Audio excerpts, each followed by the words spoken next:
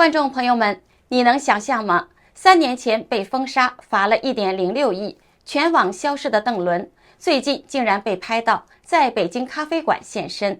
他戴着黑帽，穿着丹宁衬衫，神情平静。网友形容像是从阴影里走出来的少年。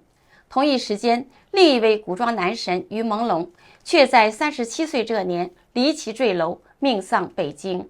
一个重生，一个陨落，命运像是被人写好的剧本，有人被封，有人被灭。而就在这2个名字的背后，一个更神秘的名字正在全网窜红——蔡以嘉。他与邓伦、于朦胧的交集，像一条隐秘的黑线，把3个人的命运缠在了一起。网上疯传，他不只是中戏科班出身，还可能有红色背景，传闻指向中共高层人物。这一切是巧合，还是权力在娱乐圈的延伸呢？观众朋友们好，这里是大时局，我是月音。今天我们要聊的不只是2个男星的悲剧，而是一场横跨光鲜舞台与黑暗权力的隐形战争。时间来到2025年10月，北京一家咖啡店，一个熟悉又陌生的身影，让全网瞬间沸腾。一位女网友在小红书发文说，她傍晚离开咖啡厅时，与一名男生擦肩而过，抬头一看，竟然是邓伦本人。她激动地直呼，这是什么神仙好运气？更夸张的是，她形容邓伦的侧脸像雕出来的一样精致，眼神依旧清澈如初。照片中，邓伦戴着黑色棒球帽，穿着蓝色丹宁衬衫，与朋友轻松的交谈，气质依旧温柔而疏离，帅得仿佛不食人间烟火。评论区立刻就炸开了，这颜值太抗打了吧，没妆造都这么干净，希望他有机会复出。还有粉丝感叹，他活得平静就好，依旧是我心中的天花板。他就是邓伦，被官方封杀3年的香蜜男神。那么他到底是因为什么从流量天王跌入谷底？他的命运又和于朦胧有哪些惊人的相似之处呢？要说邓伦的故事，那真得从头讲起。1992年，他出生于河北省石家庄市一个普通的家庭，但就是在这样的环境里，小邓伦从小就有一点不一样。别人玩球，他在模仿电视演员；别人考试冲名次，他心里惦记的是镜头。高中念的是石家庄精英中学，成绩不错，可他的心早就飘去影视圈了。2010年，18岁的邓伦参加选秀节目《加油好男儿》，虽然没拿冠军，但星探早就注意到了他，那种干净的眼神，青涩的笑容，妥妥的少年感。没多久，他签约了经纪公司，顺利地考进上海戏剧学院表演系，正式走上了演员这条路。2013年，他凭青春剧《花非花，雾非雾》出道，演个阳光少年。虽然戏份不多，但不少观众都记住了那个眼神温柔的男孩。接下来就是一路开挂的5年。2017年，《白鹿原》让大家第一次看到邓伦的演技有深度，《楚乔传》更是让他一夜爆红。那个从阳光少年到心碎世子的反差，让他成了无数人心中的意难平。同年，香蜜沉沉烬如霜的旭凤直接把他送上神坛。那一年，全网都是凤凰旭凤，微博粉丝飙到了4000万。红衣长发，眼神温柔又霸气的形象，成了仙侠剧的天花板。品牌代言、杂志封面、时尚活动一波接一波，他几乎是出道即巅峰的代名词。不仅会演戏，他还会做人。密室大逃脱、极限挑战、我是大侦探这些综艺里，他的机智和温柔圈粉无数。节目里他不抢镜不浮夸，却总能用一句幽默化解尴尬。网友调侃他是会微笑的暖男侦探。而在公益这块，邓伦更是没掉链子。他组建了邓伦公益组，在2021年河北洪灾疫情防控期间多次捐款，还亲自探访儿童项目，并曾作为腾讯公益召集人，推动网友捐赠超过1000万元。他本人也被评为2020中国影视明星社会责任报告的优秀艺人。2017年到2021年，这几年是邓伦最辉煌的时刻，演戏有口碑，综艺有热度，商业价值爆表。那时候的他是当之无愧的流量天王，一个站在娱乐圈金字塔顶流，却仍然保持温柔笑容的男孩。谁能想到，就在所有人以为他前程无量的时候，一场风暴悄然逼近。接下来是工商时间。最近我朋友的朋友成功的帮儿子戒掉了冷饮等不健康的零食，他给我推荐了一个超特别的产品——红海参修复饮。朋友的儿子很喜欢吃冷饮，我朋友原本只是想帮儿子换个更健康的零食，结果他儿子一吃就爱上了。朋友自己也试了一下，觉得很不错。这个产品是用当地海女亲自下海采到的珍贵红海参做成，配方就是90%的深海野生红海参，加上10%的韩国红参，再加纯天然蓝莓原液，透过专利发酵做成果冻口感的口服凝胶，清爽不腥，还带点果香。红海参本身含有18种氨基酸、天然的胶原和活性钙，不仅能促进细胞修复、延缓老化，还能补钙造血、改善气色，对气血虚弱、高血压、肝功能差或免疫力低下的人都是很有帮助的，非常适合长辈、成长期的孩子、加班族等。而且一盒30支，带着走超方便，早上空腹或运动后随手拆开就能吃，冰过之后吃起来口感更特别。我建议趁现在还有货赶快下单，不然真的缺货就要等很久。我的朋友怕断货，干脆一次囤了10盒。点击描述栏的购买链接，输入优惠码大10局，就可以享受85折。中国大陆2盒起卖，4盒包邮。购买$70美国本土包邮，满260加币加拿大包邮。娱乐圈的风云从来都是说变就变。2022年3月15号，上海市税务局突然丢出一颗重磅炸弹。邓伦涉嫌通过虚构业务，在2019年到2020年间偷逃个人所得税4765.82万元，少缴1399.32万元，最终被追缴加罚款，合计1.06亿。这一下全网都炸了。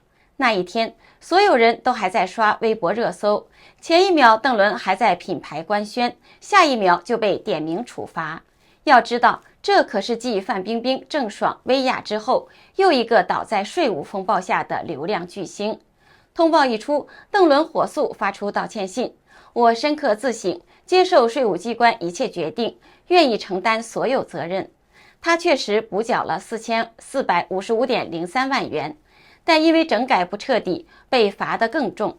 主动补的那部分罚0.5倍，剩下没补的直接4倍起跳，总金额堆成了天文数字1.06亿。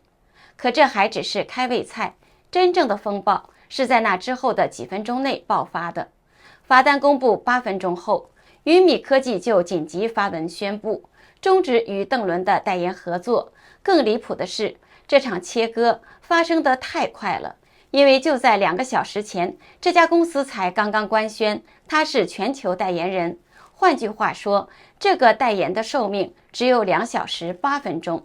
紧接着，九九鸭、青扬与联合利华、好人家调味、菜鸟果果、索菲亚、巴黎欧莱雅，一个个品牌火速划清界限。雪花秀、宝格丽、桂格等高官品牌也悄悄删除了所有与他有关的物料，他所有的社交账号、微博、抖音、小红书通通封禁，就连粉丝聚集的超话也在同一天被关闭。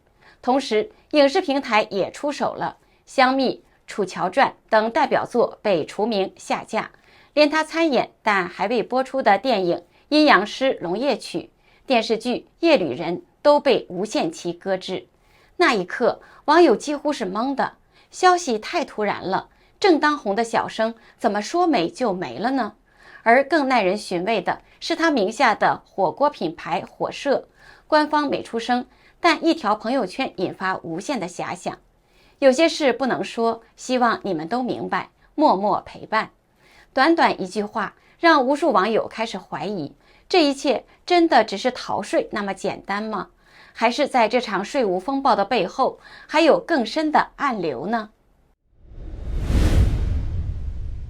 时间来到今年9月11号凌晨，一则突发的消息震撼了整个娱乐圈。37岁的演员于朦胧在北京朝阳区一处公寓坠楼身亡，年仅37岁。这一天对许多人来说就像一道晴天霹雳。要知道，于朦胧可不是无名小辈，他凭《太子妃升职记》爆红，靠《三生三世十里桃花》中的白真上神稳坐古装美男天花板，白衣飘飘，气质如玉，几乎成了仙侠剧的标志人物。可没想到巅峰之后却是坠落。2020年正值他事业黄金期，却突然被传因拒绝资方的不当要求，包括所谓的潜规则和资源交易，被公司雪藏3年。那3年，他彻底从公众视野消失，没戏拍，没综艺，没通告，粉丝在网上苦等消息，最后只能无奈叹一句：他是不是被娱乐圈放弃了？直到2024年，他才终于复出，接下悬疑剧《临江仙》和都市剧《长夜行》。本以为要重启事业，没想到刚杀青没多久，就传来了坠楼身亡的噩耗。官方很快在第一时间排除刑事案件，但这份冷冰冰的声明并没有平息外界的怀疑，反而让舆论更加的汹涌。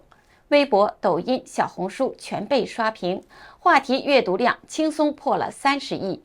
网友们开始深挖，有人说他曾握有敏感证据，有人指背后牵扯金融圈权贵和娱乐资本，也有人声称于朦胧曾被囚禁、威胁，甚至被迫自证清白。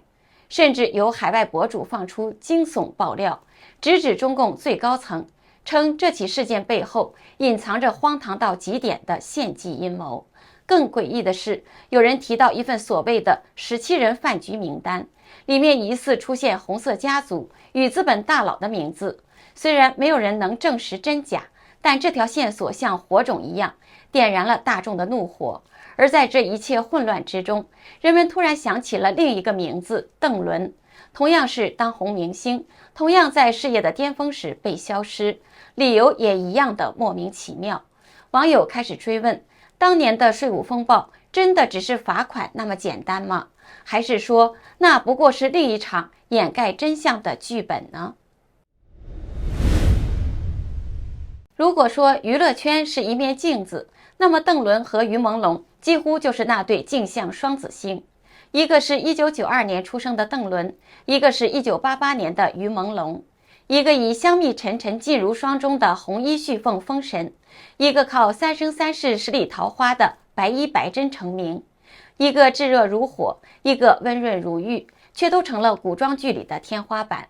更巧的是，他们都不是科班出身。邓伦从加油好男儿踏入娱乐圈，于朦胧则靠快乐男声崭露头角。两人都靠一股犟劲儿和自学打磨出来的演技，在这个看资本不看实力的圈子里闯出了一片天。综艺节目里，他们同样讨喜。邓伦在《密室大逃脱》《极限挑战》里是机智暖男，于朦胧在《偶像来了》《天天向上》里则是温柔绅士。两个人都有一种无攻击性的气质，不靠炒作，不惹是非，却能让人越看越舒服。连公益路线都惊人一致。邓伦为洪灾捐款，于朦胧在防疫时出力，两人都低调行善，粉丝跟着捐，影响力倍增。那几年，他们是少见的双口碑艺人，既红又干净。然而命运的分岔口来得太突然。2022年，邓伦因为税务风暴被全网封杀。2020年，于朦胧拒绝不当潜规则被雪藏。3年后刚复出就坠楼身亡，一个是退圈隐身，一个是命丧现场。网友看着这两条曲线感叹道，同样是正当红的年纪，怎么会这样巧？更离奇的是，于朦胧事件中那份网传的17人名单，一个叫蔡以佳的名字几度被推上了风口浪尖。网友开始联想，这些艺人之间是否被卷进了同一个黑色的链条产业呢？蔡以嘉1996年出生于福建，中央戏剧学院科班出身。2016年刚出道就参演青春剧《我们的少年时代》，随后主演偶像剧《大约是爱》。外形清秀，气质邻家，本该是那种慢热型的演员，但他的资源好得离谱，几乎一路绿灯。网上一直流传着一种说法，蔡以嘉是中共政治局常委蔡奇的私生子。虽然没有官方证实，但因为他早期拿到的资源以及屡次与大制作挂钩，这个传闻一直没有断过。而在于朦胧坠楼案中，蔡以嘉的名字一度成为焦点。据网友爆料，他是那份所谓17人饭局名单中的核心人物之一，被指牵涉到饭局施压、洗钱以及权力交集等阴影操作。巧的是，邓伦与蔡以嘉之间也有一段隐秘交集。2017年，两人合作了民国剧《海棠经雨胭脂透》。那部剧里，蔡以嘉饰演世家少爷顾夏河，而邓伦饰演神秘贵公子朗月轩。剧中两人互动不少，火花四溅。只是当时没有人想到，这部剧日后会被网友拿出来抽丝剥茧。有网友在 X 平台发帖猜测，邓伦也许正是在这段合作后得罪了某些圈中大佬。邓伦是不是拒绝了蔡以嘉的潜规则，或者拒绝帮他干某些脏活，所以后来才被搞税务风波，罚了1个多亿，还被全网封杀。这一说法当然没有证据，但时间线确实耐人寻味。海棠经雨胭脂透拍摄于2017年，播出在2019年，而邓伦所谓逃税的时间正是2019年到2020年之间。换句话说，他被查账的时间恰好覆盖了这部剧的播出期。网友因此提出一种可能：2022年的1.06亿罚单，也许只是借刀杀人的工具，而税务问题只是台面理由。一位网友更是在 Thread 上为邓伦鸣不平。邓伦是那种明面上就说不吃这套、拒绝潜规则的人，所以才一直遇到各种匪夷所思的事。香蜜爆红之后，每年都有资金在运作黑料网站，造谣辱骂，搞舆论战，连他家人都被扯进去。如果他愿意同流合污，早就是片约满天飞，怎么可能被封杀？听起来像阴谋论，但又似乎每一条都有迹可循。娱乐圈的黑暗就像一潭深水，有人在水面闪光，有人被暗流卷走。蔡以嘉、邓伦、于朦胧，他们之间的故事也许并非巧合，而是那场权力游戏的隐秘投影。有网友感叹，也许逃税只是借口，但至少邓伦还活着。某种意义上，他是幸运的退圈，总比被逼上绝路好。自2022年被官方通报偷逃税后，邓伦几乎彻底消失在了公众视野里。可2025年，这位昔日流量王者似乎悄悄地点燃了复出的信号。2月12号，元宵节那天，他突然在快手开了新账号，认证栏上干干净净地写着"演员"2个字，简介里一句上海戏剧学院毕业，仿佛在提醒大家，他还是那个专业出身的演员。首条视频是一碗汤圆，再加一句元宵节快乐，点赞瞬间破20万，粉丝短短几天就突破60万。这个温柔开局让粉丝炸锅，他要回来了。其实早在1月24号，时尚杂志 Art PDF02 就暗中请他担任模特，封杀在身，他的名字和脸都不能出现，但那组无名模特照片却卖出了惊人的成绩。一本要价80元的杂志，1小时预购突破3万份。编辑在内文写道，一位朋友失去了面孔与姓名，他自然成为模特。有网友讥讽没脸见人，但更多人回敬，就算没露脸，大家也知道是他。紧接着在除夕夜，邓伦又在 Instagram 上晒出了一组新年照，他穿着中式长袍，挺拔清秀，像一场久别重逢。那种克制的温柔，正是他成名前最打动人的特质。评论区被一句话刷屏：伦伦要回来了吗？32岁的邓伦沉默3年，依然在镜头前保持着光。也许他从未彻底离开，只是换了一种方式，在等待那个允许他重新发生的时机。从咖啡店的低调现身到快手上的那碗汤圆，邓伦似乎在用最温柔的方式告诉大家，他还在努力地活着。他的沉默不是放弃，而是一种对抗，就像于朦胧的悲剧一样，他们都被卷进了这场看不见的风暴。一边是光鲜夺目的娱乐工业，一边是暗流汹涌的权力角力。在这个话不能随便说，人不能随便红的时代，谁的沉默是真的出于自愿的呢？邓伦和于朦胧的故事也许只是冰山一角，被压在水下的还有多少被消音的演员，被替换的名字，被抹去的面孔呢？观众朋友们，在中共权贵黑手无所不在的中国大陆娱乐圈，你希望邓伦复出吗？而持续发酵的于朦胧案能有水落石出的那一天吗？这里是大时局，感谢您的陪伴与思考，请订阅分享并打开小铃铛，和我们一起在动荡中坚守真相，在黑暗中点燃希望。